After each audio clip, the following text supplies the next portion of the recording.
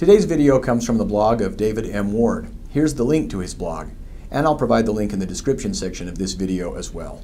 Now, I love David's advice, but I take issue with him a little on this blog.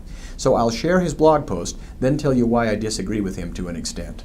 David writes, if you handle consumer or small business matters, it's a safe bet that most of your clients are nervous when they come to see you. They're apprehensive about the outcome of their case or matter, concerned about how much time it will take, and worried about the cost. You need to be honest with them, but that doesn't mean you need to be blunt.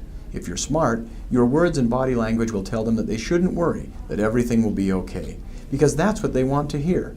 Instead of saying X bad thing will probably happen, you might say X bad thing might happen.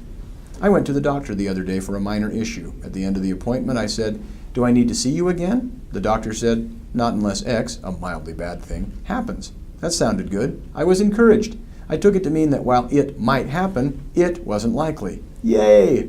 The next day, my wife called the doctor's office to ask a question. She spoke to the nurse, who answered the question and then said, "He'll probably need to come back." Nobody wants to hear that, even if it's true. Tell me it might happen, okay. Tell me it probably will happen, and instead of focusing on getting better, I'm imagining the worst. Bedside manner is an important part of a patient's recovery. Doctors need to be hopeful and positive because the patient wants to know that everything is going to be okay.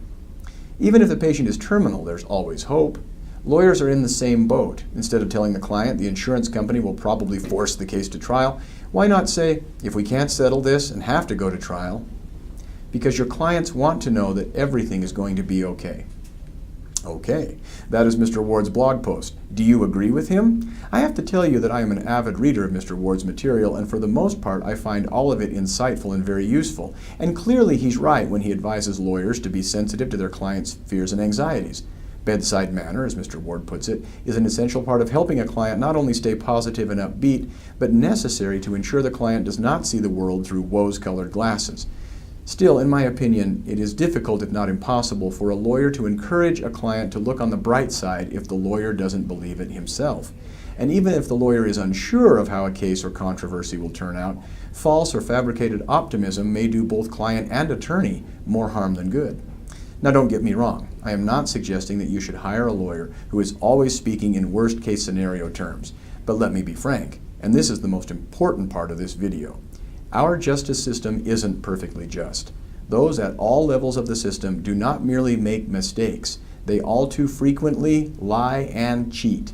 I think attorneys do their clients a grave disservice when they sacrifice candor for the sake of being gentle or optimistic. Don't you?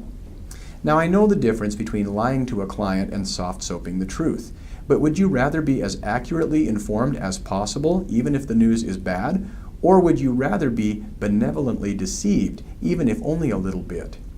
Lawyers aren't allowed to make false statements. They aren't allowed to conceal the truth from courts. Why should lawyers be any different when it comes to clients? Ultimately, isn't a lawyer who deceives you in any way a lawyer who doesn't trust you?